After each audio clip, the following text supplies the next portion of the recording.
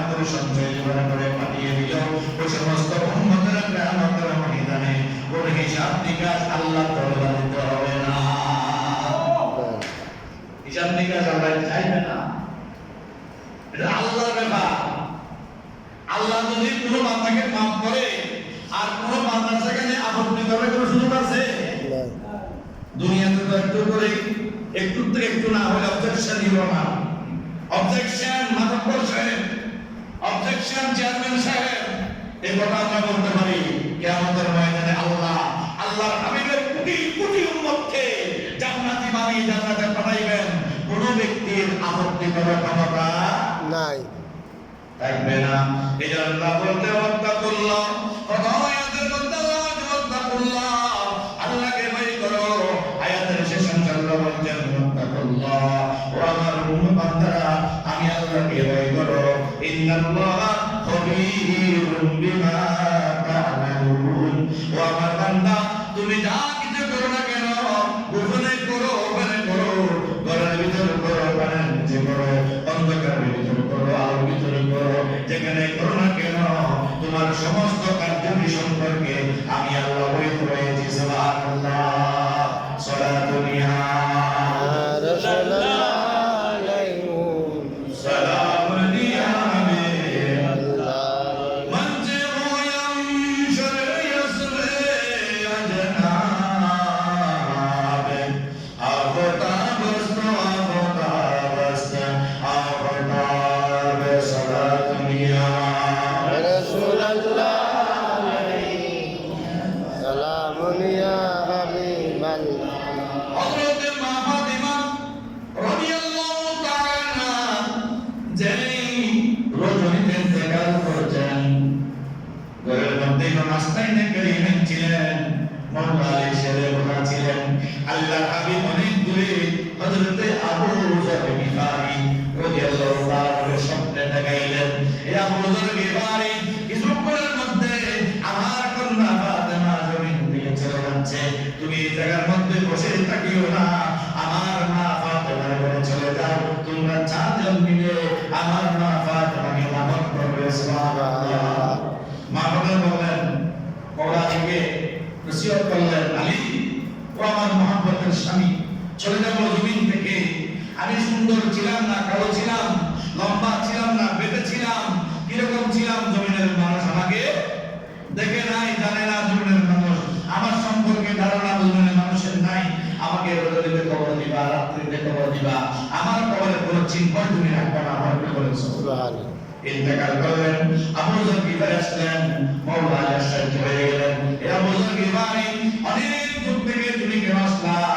আবু যর গিফারি বলল, এই আমিরুল মুমিনিন শুনুন, শুনুন, আপনার বিবি হযরত মা ফাতিমা জমিন থেকে চলে যাবেন, আমার দয়াল নবী আমাকে স্বপ্নের মধ্যে বলে দিলেন, যাও যাও আবু যর গিফারি, আমার কন্যা ফাতিমার ঘরে যাও, তোমরা চারজন মিলে চারখানে নিয়ে আমার মা ফাতিমাকে নমস্ত করবে। সুবহানাল্লাহ। এমন কন্যা, এমন মা যদি জমিনের মধ্যে পাওয়া যায়, ওই ঘর থেকে মওলা আলী শের খোদা আসনাইনে কারিমাইন ও সুলতান আব্দুল কাদের জিলানী, করিম নওয়াজ খাজা পীরি, খাজা আব্দুর রহমান চৌধুরী, আল্লামা আব্দুল শকরুল্লাহ রাহমাতুল্লাহ আলাইহি, আল্লাহর বলির জন্য 11 বছর আছে উচ্চারণ করে সুবহানাল্লাহ। পর্দার সিদ্ধান্ত হবে, হক হালাল চিন্তা হবে, হারাম চিন্তা হবে, উল্টা হারাম। আমার স্বামী হারাম ইনকাম করতেছে, সে হারাম ইনকামের মধ্যে আমিও শরীক হয়ে যাচ্ছি না, স্বামীকে বোঝাইতে হবে, স্বামী তোমার ইনকাম যদি হারাম হয়, আমরাও যে সেই ইনকামের ভাগিদার হই, আমাদের কোনো ইবাদত রিয়াজত আল্লাহর দরবারে কবুল হবে না। তুমি সামান্য অর্জন করো, রতিন গান করো, তুমি ভয় দাও, পরিশ্রম করো, তোমার পারিশ্রমিক ইনকাম যদি আমরা খাই, তাহলে আমাদের নামাজ, আমাদের রোজা, আমাদের ইবাদত আল্লাহর দরবারে কি হবে? কবুল হবে। সুবহানাল্লাহ। তাহলে হারাম খাওয়া যাবে? অন্যের কাছ থেকে মেরে ঠকবাজি করে ঠকিয়ে যে ইনকাম আমরা করি, আমরা খাই, সেটাকে আমাদের জন্য হালাল হবে না হারাম? হারাম হবে না। হালাল হারাম বুঝতে হবে। হালাল হারাম না বুঝলে আপনার নামাজ আপনার কোনো কাজে আসবে না। রোজা আপনার কোনো কাজে, হজ যাকাত আপনার কোনো কাজে, দান খয়রাত আপনার কোনো কাজে আসবে না। সালাতুল ইয়া রাসূলুল্লাহ আলাইকুম ইয়া হাবিবাল্লাহ। আল্লাহ রাসূল প্যারা হাবিব সাল্লাল্লাহু তাআলা আলাইহি ওয়াসাল্লাম হাদিস শরীফের মধ্যে বলছেন, লাউ তা'লামুল বাহাইম মা তা'লামুনা মিনাল মুর। এই চতুষ্পদ জন্তু, গরু, ছাগল, হাঁস, মুরগি, এর যে পশুপ্রাণীগুলো আছে, এরা এদের মৃত্যুর খবর জানে না। এরা জানে না যে তারা মৃত্যুবরণ করবে, এটা তারা জানে না। আল্লাহ নবী বলতেন, লাউ তা'লামুল বাহাইম, যদি চতুষ্পদ জন্তু তাদের মৃত্যুর খবর জানতো, মা তা'লামুনা মিনাল মুর, তারা যে মৃত্যুবরণ করবে এটা যদি জানতো, তাহলে লামা আকালতুম মিন্না সামিনা, তোমরা তাদেরকে তরুতারা করে জবাই করে খাইতে পারতা না। তারা খাইতো না, না খেয়ে তারা আস্তে আস্তে আস্তে আস্তে শুকাই যাইত, অসুস্থ হয়ে যাইত, মৃত্যুর জন্য তারা প্রস্তুতি গ্রহণ করত। আল্লাহ নবী অন্য একটি আয়াতের মধ্যে, হাদিসে পাকের মধ্যে বলতেন, লাউ তা'লামুনা মা আ'লামু। অনেক মানুষ বলে সিরাতুল মুস্তাকিমের কিতাব আছে, ওখানে বলছে যে আল্লাহ হাবিবের কাছে যে জ্ঞান আছে তার থেকে বলে বেশি জ্ঞান আছে শয়তানের। নাউজুবিল্লাহ নাউজুবিল্লাহ। আল্লাহ হাবিব এগুলো মওজুদিবাদের বড় ফিতনা আকীদা, এগুলো বড় মারাত্মক উপরে আকীদা, এগুলো থেকে বাঁচবেন, ফিতনা আকীদাগুলো থেকে বাঁচবেন। আরেকটা লেখছে এরকম, নামাজ আমরা আশহাদু আসসালামু আলাইকা আইয়ুহান নাবিয়্যু ওয়া রাহমাতুল্লাহি ওয়া বারাকাতুহু, যে আমরা যে নবীকে সালাম দেই, এখানে আসসালামু আলাইকা, কা এর মানা হচ্ছে আল্লাহ হাবিব। কার মানা কি? কার জন্য যিনি তাকে সাব্যস্ত করা হয়েছে, তিনি হচ্ছেন আল্লাহর প্যারা হাবিব। ওনাকে সালাম দেওয়া হচ্ছে আসসালামু আলাইকা, হে আল্লাহর হাবিব আপনাকে সালাম বলতে। সুবহানাল্লাহ। নামাজে বলে যদি কেউ যদি আসসালামু আলাইকার জায়গা রাসূলকে স্মরণ নিয়ে আসে, তাহলে কুরু বাদার স্মরণ আনা চাইতে মারাত্মক হবে। নাউজুবিল্লাহ। ঈমান আছে? নাই। এই সমস্ত মোহ থেকে দূরে থাকবেন। আল্লাহ নবী হাদিস শরীফের মধ্যে বলছেন, লাউ তা'লামুনা মা আ'লামু, আমি যাহা জানি যদি তোমরা তাহা জানতে। দেখেন রাসূল বলছেন, আমি যাহা জানি যদি তোমরা তাহা জানতে, তাহলে রাসূল সাল্লাল্লাহু আলাইহি ওয়াসাল্লাম যাহা জানেন আমরা তাহা জানি না। এক বাক্যে মানতে হবে যে রাসূল তিনি রাসূল, সুবহানাল্লাহ। উম্মত আমরা উম্মত, আমরা উম্মতের কাতারে, রাসূল আল্লাহর প্রেরিত রাসূলের কাতারে, যে প্যারা হাবিব সাল্লাল্লাহু আলাইহি সাল্লাম পবিত্র বাইতুল মুকাদ্দাসের দিকে ফিরে নামাজ পড়ছেন। আল্লাহর কোরআনের মধ্যে আয়াত এভাবে এসেছে, অদানারা তাকাল্লুবা ওয়াজহিকা ফিস সামাই ফালানুওয়াল্লিয়ান্নাকা কিবলাতান তারদুহা। আল্লাহ বলতেন, আল্লাহর হাবিব আই বেবু, আপনি বাইতুল মুকাদ্দাসের দিকে নামাজ পড়ছেন আর বারবার চেহারাটা উপরের দিকে ঘুরতেছেন, আপনি কেন আমার দিকে তাকাচ্ছেন আমি জানি। আই হাবিব, 2 রাকাত নামাজ বাইতুল মুকাদ্দাসের দিকে হয়েছে, আর বাকি 2 রাকাত নামাজ বাইতুল মুকাদ্দাসের দিকে পড়তে হবে না, আপনি খানে কাবা থেকে ফিরে যান। সুবহানাল্লাহ। সন্তুষ্টি রাসূলের, সন্তুষ্ট হবেন কি? আল্লাহ। রাসূলের সন্তুষ্টি অর্জন করো, তাহলে তোমার উপরে সন্তুষ্ট হবে আল্লাহ। আল্লাহ সন্তুষ্ট হবে। আমাকে আপনাকে কি আল্লাহ কখনো বলেছেন কোন হুকুম আল্লাহর পক্ষ থেকে কোন প্রকারের আয়াত কি আমার উপর আপনার উপর আসছে? নাই। রাসূল বলেছেন, আমরা শুনেছি আল্লাহর কাম করো, এটা রাসূলের কি ছিল? বাণী ছিল। আল্লাহর হুকুম এটা রাসূলের হুকুম। সুবহানাল্লাহ। লাউ তা'লামুনা, তোমরা যদি জানতে, মা আ'লামু, আমি যাহা জানি, তাহলে কি করতেন? লাগাইতুম কাসকালিলা ওয়ালা লাগাইতুম কাসীরা। আমি যাহা জানি তোমরা যদি তাহা জানতে, তোমরা বেশি বেশি করে কান্নাকাটি করতে, কম কম করে তোমরা হাসতে। এখন আমরা তো বেশি বেশি হাসি, কান্না করি কম। এরকম মারিলে তো হাসতে মানুষ, দুঃখ হয়ে হাসতে দেয়। কিন্তু আল্লাহর ভয়ে মওলা হযরতে সাইয়্যিদুনা ফারুক আযম রাদিয়াল্লাহু তাআলা আল্লাহর ভয়ে কান্না করতে করতে এই বুকের উপর দুদিকে দুখানা হক পেয়েছিল। শুধু চোখের পানি করতে করতে আল্লাহর ভয়ে। তো তিনি যদি আল্লাহকে ভয় করতে পারেন, আমরা কি আপনারা তো পারবো না। আমরা আল্লাহকে ভয় করবো না কেন? কি বলেন? আল্লাহর ভয় তো রাখা দরকার আছে না নাই? আল্লাহকে ভয় করার প্রয়োজন আছে না নাই? আছে। দুনিয়াতে সামান্য জগৎ, আর দুনিয়া মাজরাতুল আখিরা। এই দুনিয়াটা আখিরাতের শস্য ক্ষেত্র। আপনি এখানে শস্য উৎপাদন করবেন, ফসল তুলবেন কিয়ামতের ময়দানে। দুনিয়াতে নয়।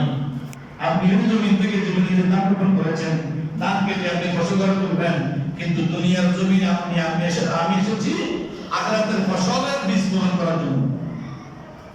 বীজটা যদি ভালো হয়, বপনটা যদি ঠিক হয়, তাহলে কিয়ামতের ময়দানে কঠিন মুখোমুখি হতে হবে না। আমার আপনার ফসল সেদিন আল্লাহর দরবারের সামনে এসে বলবে, আল্লাহ আমি তার নামাজ, আল্লাহ আমি তার রোজা, আল্লাহ আমি তার হজ, আল্লাহ আমি তার যাকাত, আল্লাহ আমি তার সাদাকা, আল্লাহ আমি তার বারাকাত সমূহ, আল্লাহ তোমার বান্দাকে তুমি জাহান্নামে দিও না। দেখো আমি তোমার সামনে হাজির হয়েছি, তোমার বান্দার আমল সম্পর্কে বলুন সুবহানাল্লাহ। সুবহানাল্লাহ। এজন্য আল্লাহকে উত্তম ইবাদত করতে হবে। ইবাদত করার জন্য ইবাদতের নিয়ম জানতে হবে কিনা? উম্মত তুমি নামাজ, বান্দা তুমি নামাজ পড়ো, শিখিয়েছেন কে? আল্লাহ রাসূল। তো নামাজের যে ওয়াজিব, ফরজ, সুন্নাত এগুলো জানার দরকার আছে না নাই? আছে। এখন অনেকে মনে করে যে নামাজের ভিতরে বাইরে কয় ফরজ, কয় ফরজ। অনেকে এরকম বলে নামাজের ভিতরে বাইরে কয় ফরজ, 13 ফরজ, কয় ফরজ, 13 ফরজ নামাজের বাইরে এবং ভিতরে। শরীর পাক বাইরে যে হাত ফরজটি, শরীর পাক, কাপড় পাক, নামাজের জায়গা পাক, সতর রাখা, কিবলামুখী হওয়া, ওয়াক্তমতো নামাজ পড়া, নামাজের নিয়ত করা। এখন কিবলামুখী হওয়া, অনেক মানুষ নামাজে দাঁড়াইলে এনে এনে লড়াচড়া করে না। কিবলার দিক থেকে যদি কারো সিনা ঘুরে যায়, নামাজ কি হয়ে যাবে? ফরজ তরক করে বন্ধ হয়ে যাবে। যে জায়গায় আপনি নামাজ পড়তেছেন জায়গাটা যদি পবিত্র, নামাজ বন্ধ হবে। এখন ভিতরে যে ফরজগুলো, সুস্থ থাকা অবস্থায় কেউ যদি চেয়ারে বসে নামাজ পড়ে, বসে নামাজ পড়ে, দাঁড়িয়ে নামাজ পড়ে, শুয়ে নামাজ পড়ে, নামাজ হবে? হবে না। এক নম্বর হলো তাকবীরে তাহরিম, আল্লাহু আকবার। দুই নম্বর হচ্ছে দাঁড়িয়ে নামাজ পড়া, এর সাথে রুকু করা, সিজদা করা, বৈঠা, ওঠা, যা প্রয়োজন আনুষঙ্গিক যাগুলো আছে সব করতে হবে। কেরাত করা, সূরা কেরাত করা, রুকু করা, সিজদা করা, আখেরি বৈঠক। অনেকে রুকু সিজদা সঠিকভাবে আদায় করে না, রুকু দেখলে ভালো করে দাঁড়ায় না, সিজদা দেখলে ভালো করে বসে না।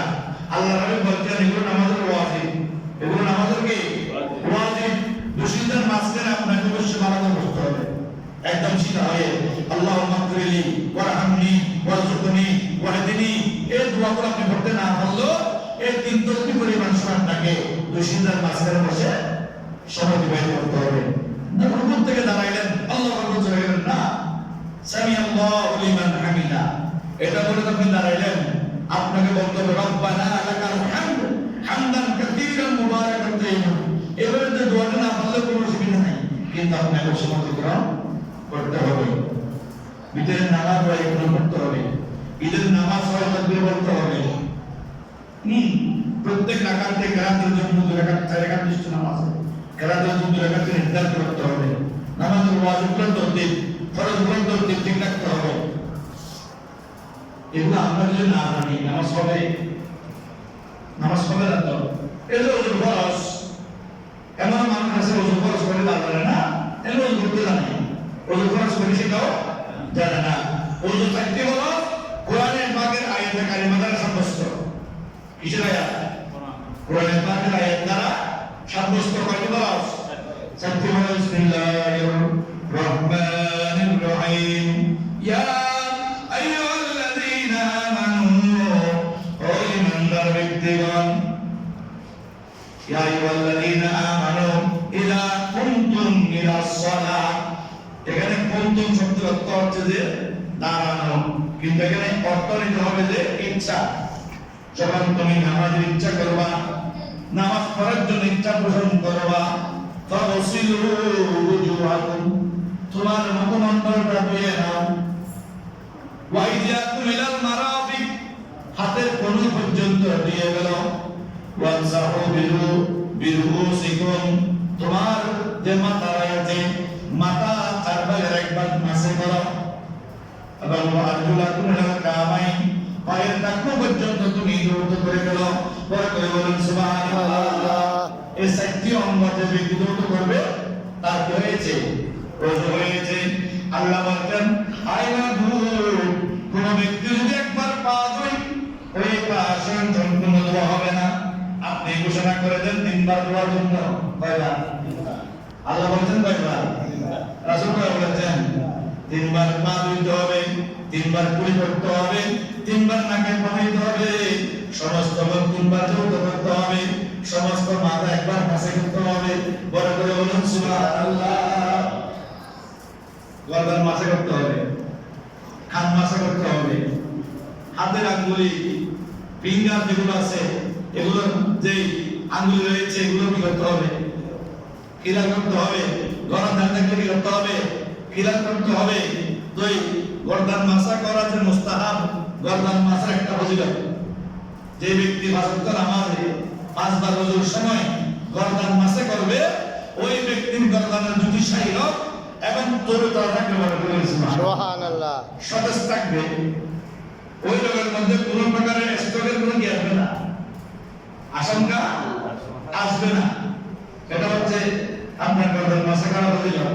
দাড়ি খিলাল করা, ভালো করে কুলি করা, নাকের মধ্যে পানি দিয়ে নাক পরিষ্কার করা, এগুলো যে সুন্নাত। আল্লাহ বলেছেন আমি ফরজ দিয়েছি, আপনি সুন্নাত দিয়ে দেন, সুবহানাল্লাহ। এজন্য আমাদের পাঁচ ওয়াক্ত নামাজ আদায়ের জন্য যে নিয়ম কানুনগুলো আছে ওগুলো আমাদের অবশ্যই করতে হবে, শিখতে হবে, জানতে হবে। না জানলে শেখার জন্য চেষ্টা করতে হবে। আল্লাহ আমাদের প্রত্যেককে বোঝার করে দিন। সকলে বলে আমিন। ওয়া আখিরু দাওয়ানা আলহামদুলিল্লাহি রাব্বিল আলামিন। আসসালামু আলাইকুম ওয়া রাহমাতুল্লাহ।